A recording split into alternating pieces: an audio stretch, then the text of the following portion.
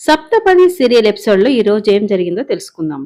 మైత్రి అరవింద్ని భోజనానికి పిలవడానికి తన గదికి వెళ్లేటప్పటికీ అరవింద్ పెళ్లి కూతురుతో వీడియో కాల్లో మాట్లాడుతూ ఉంటాడు. పెళ్లిలో రిసెప్షన్ లో ఎలాంటి చీర కట్టుకోవాలి, ఎలాంటి జ్యువెలరీ వేసుకోవాలి, మేకప్ ఎలా చేసుకోవాలి అని చెప్తూ ఉంటాడు. ఇక మైత్రి కూడా వింటూ ఉంటుంది. అరవింద్ వీడియో కాల్లో మాట్లాడేసిన తర్వాత వెనక్కి తిరిగి చూస్తే మైత్రి ఉంటుంది.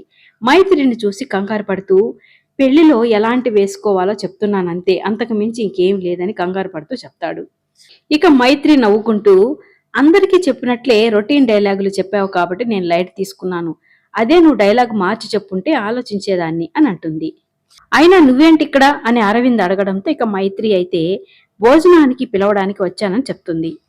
నువ్వేమీ నాకు సేవలు చేయాల్సిన అవసరం లేదు. సేవలు చేసి కాళ్ళు పట్టి కాకాలు పట్టి భోజనాలు పెడితే నేను కరిగిపోయి నీకు పడిపోతాను అనుకుంటున్నావా? అది ఈ జన్మలో జరగదు అని అంటూ అక్కడి నుంచి వెళ్లబోతూ కాలు తట్టుకుని కింద పడబోతూ ఉంటాడు. మైత్రి అయితే ఇలా అంటూ ఉంటుంది, నువ్వు అడిగితే మాత్రం నేను అవన్నీ చేస్తానా ఏంటి అని అంటూ కింద పడిపోబోతున్న అరవింద్ని పట్టుకుంటుంది. మైత్రి అరవింద్ని బ్యాలెన్స్ చేయలేక వదిలేయడంతో అరవింద్ కింద పడిపోతాడు. ఇక మైత్రి అయితే అరవింద్ను చూసి ఇలా అంటుంది, పడను అని చెప్పి ఇలా పడిపోయావేంటి బావా అని అంటుంది. అరవింద్ ఉడుక్కుంటూ అక్కడి నుంచి లేచి వెళ్ళిపోతాడు. అరవింద్ వాళ్ళ అమ్మ ఆచూకీ తెలుసుకోవడం కోసం ఓల్డేజ్ హోమ్లన్నింటికి ఫోన్ చేసి వివరాలు చెప్పి అడుగుతూ ఉంటాడు. అంతలో అక్కడికి విక్కీ కూడా రావడంతో అరవింద్ విక్కీని అడుగుతూ ఉంటాడు, మా అమ్మ జాడేమైనా తెలిసిందా అని అనడంతో, లేదురా, నేను అన్ని ఓల్డేజ్ హోములకి డైరెక్ట్ గా వెళ్లి చూశాను, నాకు తెలిసిన చోటంతా వెతికాను, కానీ ఎక్కడ కనిపించలేదని చెప్తూ ఉంటాడు. శోభ మైత్రి మాట్లాడుకుంటూ ఉంటే ఇంట్లో వాళ్ళందరూ హాల్లోనే ఉంటారు. ఇక అంతలో అక్కడికి అరవింద్ రావడంతో శోభ అరవింద్ని అడుగుతుంది, సుశీల గురించి ఏమైనా తెలిసిందా బాబు అని అడగడంతో ఇక అరవింద్ కోపంగా, మా అమ్మ ఇక్కడ ఉండడమే మీకు ఇష్టం లేదు, మీరే కావాలనే మా అమ్మని ఇక్కడి నుంచి తరిమేశారు, మా అమ్మ వెళ్లిపోవడానికి కారణం ఎవరో తెలిస్తే వాళ్ళని మాత్రం వదిలిపెట్టను. సుశీల సుశీల అంటూ మా అమ్మతో మంచిగా మాట్లాడుకుంటే మీరు మారిపోయారేమో అనుకున్నాను, కానీ కడుపులో ఇంత విషయం పెట్టుకుని మా అమ్మని వెళ్లిపోయేలా చేస్తారని అనుకోలేదు అని తిడుతూ ఉంటాడు. ఇక అక్కడే ఉన్న భవానీ కోపంగా, ఎంతసేపు మాదే తప్పు అంటావేంటి, మీ అమ్మది తప్పు కదా, నువ్వు చిన్నప్పుడే వదిలేసి వెళ్లిపోయింది కదా, అప్పుడేమైంది కొడుకు ప్రేమ? నిజంగా నీ మీద మీ అమ్మకు అంత ప్రేమే ఉంటే అప్పుడు వదిలేసి వెళ్లేదే కాదు, పోనీ ఇప్పుడు తిరిగి వచ్చిందే అనుకో, వచ్చిన తర్వాత నీకు చెప్పకుండా వెళ్లిపోయిందంటే ఏంటి అర్థం? పోనీ మా వల్లే వెళ్లిపోయింది అనుకుంటే, ఒకవేళ మేం చెప్తే కూడా ఎలా వెళ్లిపోతుంది? నీ మీద నిజంగా ప్రేమ ఉంటే వెళ్లిపోతుందా?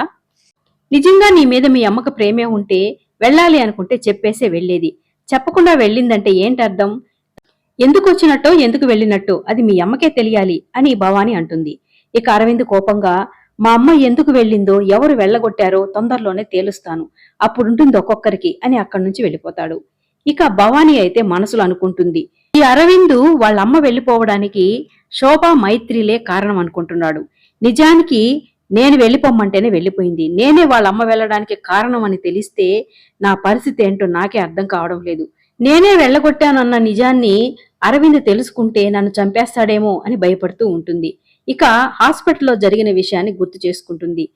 భవానీ నేరుగా హాస్పిటల్కి వెళ్లి అరవింద్ వాళ్ళమ్మని ఇలా అడుగుతూ ఉంటుంది, మళ్ళీ ఎందుకు వచ్చావు, ఏ మొహం పెట్టుకుని ఇక్కడికి వచ్చావు, నీ భర్తతో గొడవపడి కన్న కొడుకును కూడా వదిలేసి వెళ్లిపోయావు, ఎక్కడెక్కడ తిరిగావో ఏమో, నువ్వు వెళ్లిన తర్వాత ఆ అరవింద్ కూడా ఇల్లు వదిలి వెళ్లిపోయాడు, అరవింద్ని ఇంటికి తీసుకురావడానికి నీ భర్త నానా తంటాలు పడి పిలిస్తే రాలేదు, ముఖం మీదే చీకొట్టాడు, ఆ బాధతోనే సగం కృంగిపోయాడు, నీ భర్త చనిపోతూ అరవింద్ని ఇంటి వారసునిగా చేసి ఆస్తి మొత్తం తన చేతుల్లో పెట్టాడు, ఇప్పుడు కొడుక్కి ఆస్తి వచ్చేటప్పటికి అత్యాశతోనే నువ్వు ఇక్కడికి వచ్చావు కదా, ఇన్ని సంవత్సరాలు నీ కొడుకు నీకు గుర్తుకు రాలేదా, ఆస్తి వాడి పేరు మీదకి వచ్చేటప్పటికి ఇప్పుడు నీ కొడుకు మీద నీకు ప్రేమ కారిపోయి వెతుక్కుంటూ వచ్చావా, కొంచెమైనా సిగ్గుండాలి, అసలు నువ్వు రావడం వల్లే ఇన్ని గొడవలు జరుగుతున్నాయని తిడుతూ ఉంటుంది.